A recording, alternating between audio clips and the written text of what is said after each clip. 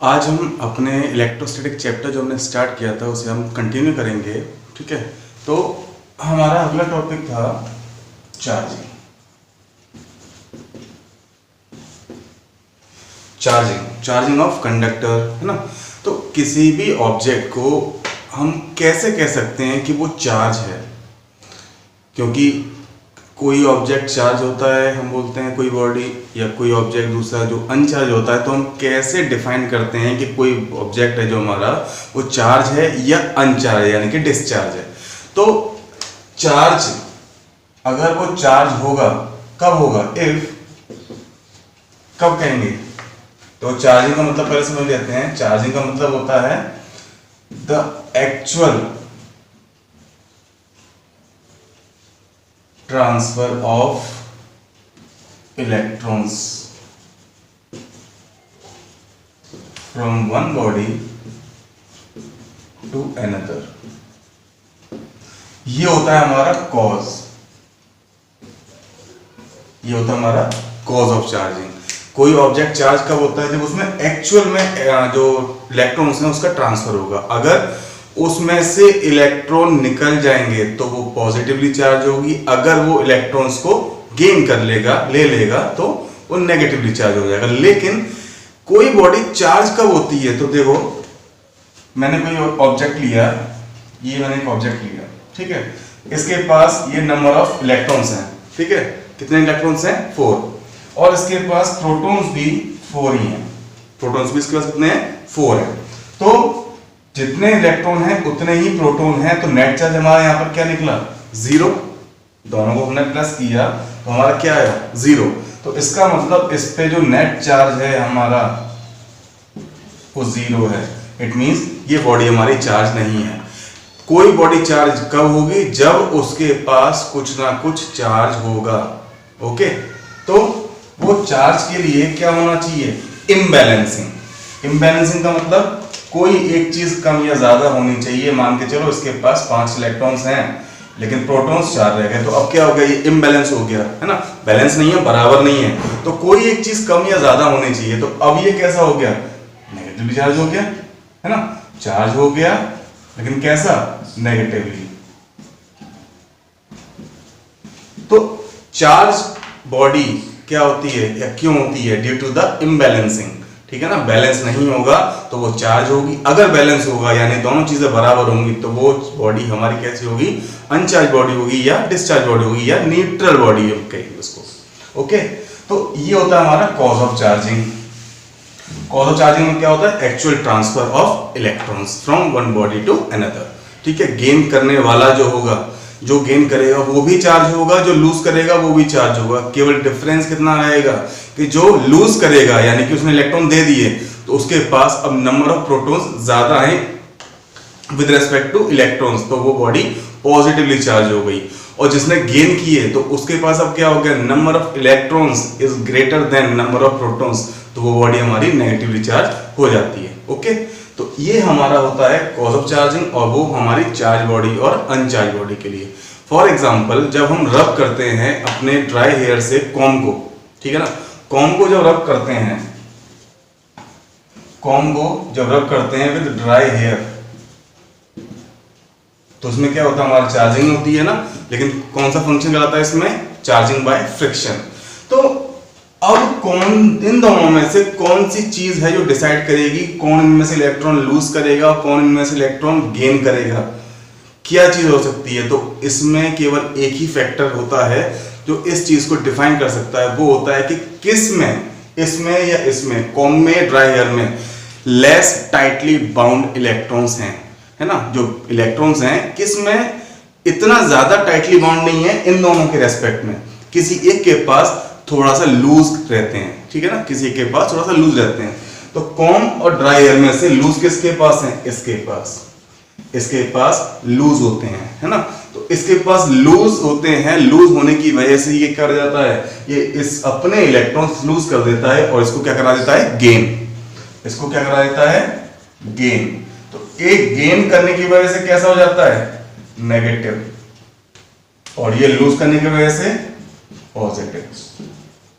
ठीक है, तो ये चीजें डिफाइन करती हैं कौन सी डिपेंड करती है कि इलेक्ट्रॉन्स कितना टाइटली बाउंड है या कितना कम टाइटली बाउंड है। जिसमें कम टाइटली बाउंड होगा वो इलेक्ट्रॉन्स को लूज कर देगा with respect to other.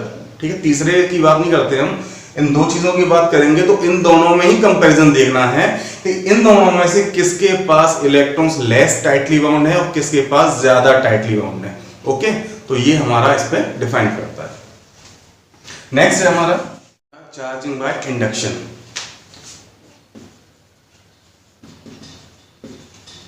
Charging by induction. Charging by induction में क्या होता है कि आपने क्या किया, आपने दो बॉडी ली। ओके, ये हमारी जो थी ये हमारी चार्ज बॉडी है। ठीक है, कैसी हमारी चार्ज बॉडी है, चलो मैं पॉजिटिव मान लेता हूं इसको भी। तो क्या लिया हमने, एक चार्ज बॉडी है हमारी ये वाली और एक हमारी अनचार्ज बॉडी है यानी कि डिस्चार्ज है। मतलब इसके पास चार्ज तो है लेकिन नेट चार्ज नहीं है इसके पास, है ना, क्योंकि चार्ज क्या है इसके पास, बैलेंस है, बराबर है। तो ये बॉडी मेरी ए है, ये बॉडी मेरी बी है। तो जब मैं इसको इसके पास लेकर आऊं, बॉडी ए को बॉडी बी के पास लेकर आऊंगा, इन दोनों में लेकिन फिजिकल कांटेक्ट नहीं होना चाहिए, इनमें हम टच नहीं करेंगे इसको, केवल इसके पास लेकर आएंगे। तो क्या होगा, जैसे ही मैं इसको पास लाऊंगा तो प्रॉपर्टी ऑफ चार्ज के अकॉर्डिंग जो पॉजिटिव चार्ज है वो क्या करना स्टार्ट कर देगा, नेगेटिव चार्ज को अट्रैक्ट करना स्टार्ट कर देगा। ठीक है, क्या करेगा, अट्रैक्ट करेगा, अट्रैक्शन शो करेगा। तो इधर क्या आ जाएगा हमारा नेगेटिव चार्ज इक्वल, है ना, क्या आ जाएगा नेगेटिव चार्ज। और जो पॉजिटिव चार्ज होगा वो क्या होगा, इसके साथ में रिपेल होगा, रिपल्शन होगा उनमें, तो वो बैक साइड में चला जाएगा। ओके, वो बैक साइड में चला जाएगा। तो ये बॉडी पे सब क्या हो गए, हमारे चार्जेस डिस्ट्रीब्यूट हो गए, डिस्ट्रीब्यूट हो गए। अब हमने क्या किया, इसको अर्थ से कनेक्ट किया। अर्थ से कनेक्ट करने की वजह से क्या हुआ, अर्थ से कुछ इलेक्ट्रॉन्स आएंगे जो इस पार्ट को क्या कर देंगे, बैलेंस कर देंगे। जब ये बैलेंस हो जाएगा तो हमारा जो बॉडी है वो कैसी हो जाएगी, नेगेटिवली चार्ज बॉडी बन जाती है। ठीक है, तो ये जो चार्ज है ये कौन सा चार्ज है, ये जो चार्ज हुआ, क्योंकि इसमें कोई ट्रांसफर हुआ, क्या एक्चुअल ट्रांसफर हुआ, इसमें नहीं होता, इसमें एक्चुअल ट्रांसफर नहीं होता है। तो ये चार्ज जिस कंडीशन की वजह से पहुंचता है उस चार्ज को क्या बोलते हैं, इंड्यूस्ड चार्ज। कौन सा चार्ज है, इंड्यूस्ड चार्ज। और इंड्यूस्ड चार्ज हमेशा कैसा होता है, अपोजिट साइन का। ठीक है, किसकी वजह से आता है, due to the property of charge. वो क्या है, अपोजिट चार्जेस या अनलाइक चार्जेस वो क्या करते हैं, अट्रैक्ट ईच अदर। क्या हुआ था, अट्रैक्शन। लाइक चार्ज क्या करते हैं, रिपल्शन। तो इनमें क्या हो गया था, रिपल्शन, ये दूर भाग गया था। ओके, तो ये होता है हमारा charging by induction. Quantization of charge, quantization of charge का मतलब होता है, ये होती है, it is the property by virtue of which all free charges are integral multiple of charge। क्या होता है इसमें, इंटीग्रल मल्टीपल ऑफ चार्ज होता है, बेसिक यूनिट ऑफ चार्ज होता है, बेसिक यूनिट किसी इलेक्ट्रॉन की या प्रोटॉन की।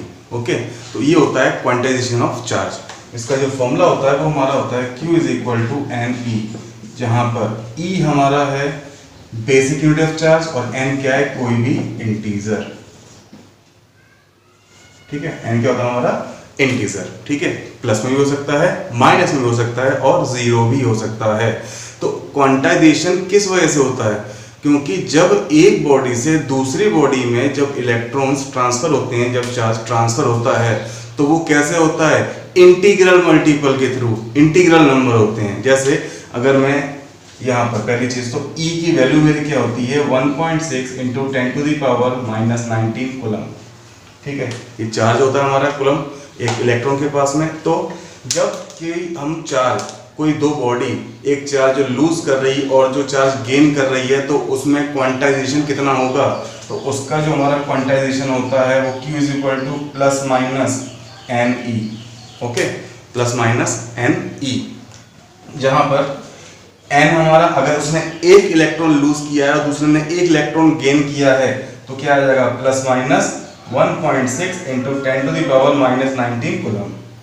ठीक है, ये हमारा एक इलेक्ट्रॉन लूज और एक इलेक्ट्रॉन गेन करने के टर्म में हमारा ये क्वांटाइजेशन बनता है। ठीक है, तो क्योंकि जब चार्ज ट्रांसफर होता है तो केवल एक चार्ज ट्रांसफर नहीं होता है, ठीक है ना, एक चार्ज ट्रांसफर नहीं होता है, एक इलेक्ट्रॉन ट्रांसफर हो रहा है, तो हमारा क्या निकल कर आ रहा है, ये वैल्यू निकल के आ रही है। तो जब भी इलेक्ट्रॉन्स ट्रांसफर होते हैं, लूज और गेन होते हैं, तो वो इंटीग्रल मल्टीपल होते हैं, सिंगल चार्ज नहीं होता है।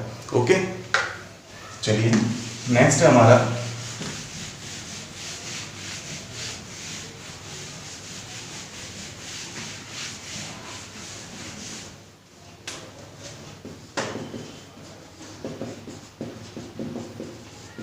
Additivity of charge.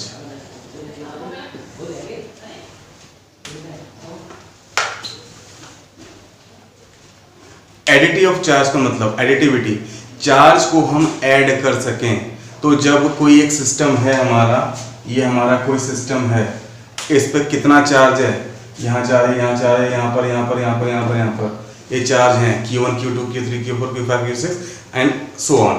तो अब हमारे जो चार्जेस हैं इस तरीके से, उन्हें हम डायरेक्टली क्या कर सकते हैं, Q फाइंड करने के लिए, यानी टोटल चार्ज फाइंड करने के लिए Q1 plus Q2 plus Q3 up to so on Qn तक।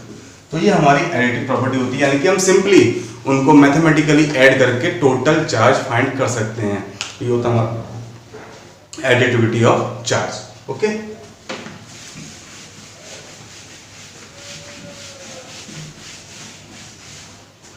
नेक्स्ट आता है हमारा important topic, Coulomb's law. Coulomb's law, coulomb ने दिया था अपना एक लॉ दिया था जो किसके टर्म में था, दो चार्जेस के टर्म में। तो ये जब हमें बताता है दो चार्जेस जो एक डिस्टेंस से सेपरेटेड हैं, वो दोनों के बीच में फोर्स किस तरीके से परफॉर्म करेगा, किस तरीके से लगेगा। देखते हैं, दो चार्जेस हमारे Q1 है और Q2 है, ये दोनों सेपरेटेड हैं डिस्टेंस r से। ओके, तो इनके बीच में जो फोर्स लगेगा, जो फोर्स होगा, वो फोर्स क्या होगा, जितना ज्यादा चार्जेस होंगे उन दोनों का मल्टीप्लिकेशन, सीधी सी बात, दोनों चार्जेस के मल्टीप्लिकेशन के बराबर होगा। अगर चार्जेस ज्यादा हो जाएंगे तो फोर्स भी क्या हो जाएगा, ज्यादा हो जाएगा। चार्ज की वैल्यू कम हो जाएगी तो फोर्स भी हमारा कम हो जाएगा, और जो फोर्स होगा वो इनवर्स होगा इन दोनों के बीच के डिस्टेंस के स्क्वायर के। ये इन्होंने बताया। ओके, तो चार्ज बढ़ेगा, फोर्स भी बढ़ जाएगा, और डिस्टेंस अगर इंक्रीज होगा तो ये अपोजिट है, डिस्टेंस इंक्रीज करने की वजह से ये क्या हो जाएगा, चार्ज हमारा डिक्रीज हो जाएगा, है ना। दोनों कैसे हमारे इनवर्स हैं, तो ये इंक्रीज करने की वजह से ये क्या हो जाएगा, डिक्रीज हो जाएगा, और इसे डिक्रीज कर देंगे तो ये इंक्रीज कर जाएगा। तो इन दोनों को कंबाइन कर दो, ये फर्स्ट है हमारी, ये सेकंड है। फ्रॉम फर्स्ट एंड सेकंड क्या आ जाएगा हमारे पास में, F is directly proportional to Q1 Q2 upon R square। Okay, तो ये हमारे पास में कूलम्स लॉ आ गया। अब जब हम डायरेक्टली प्रोपोर्शनल साइन हटाते हैं तो क्या आता है हमारे पास में, एक कांस्टेंट K। तो K Q1 Q2 upon R square, ये हमारा फॉर्मूला बनता है। अब K क्या हमारा कांस्टेंट टर्म है, K की वैल्यू इन CGS सिस्टम हमारी 1 होती है। क्या होती है, 1। तो F इज इक्वल टू क्या बन जाता है, 1 की वैल्यू तो 1 ही होती है, हट जाएगा वो, Q1 Q2 upon R square. ये आता है हमारा CGS सिस्टम में। अब SI सिस्टम में हमारी वैल्यू क्या निकलेगी, तो SI सिस्टम में वैल्यू निकालने के लिए इन SI सिस्टम K की वैल्यू होती है हमारी 1/4 पाई एप्सिलॉन नॉट। ये हमारी SI सिस्टम में K की वैल्यू होती है। तो हमारा फॉर्मूला क्या बनेगा, F is equal to 1/4 pi epsilon naught Q1 Q2 upon R square. ये है हमारा इंपॉर्टेंट फॉर्मूला, इंपॉर्टेंट टर्म जिसे हम यूज करेंगे, ठीक है ना। तो Q1 Q2 आपको पता है क्या होता है, चार्ज होता है, R क्या हमारा डिस्टेंस है, लेकिन यहां पर जो एप्सिलॉन नॉट है वो क्या है, तो एप्सिलॉन नॉट होता है इलेक्ट्रिकल परमिटिविटी। नॉट लगा हुआ है इसलिए इन फ्री स्पेस। ये टर्म होता है हमारा एप्सिलॉन नॉट का मतलब। ओके, तो ये हमारा कूलम्ब्स लॉ यहाँ पर फिनिश हो गया। नेक्स्ट टर्म है हमारा Coulomb's law in vector form, वो हम करेंगे अपनी नेक्स्ट वीडियो में।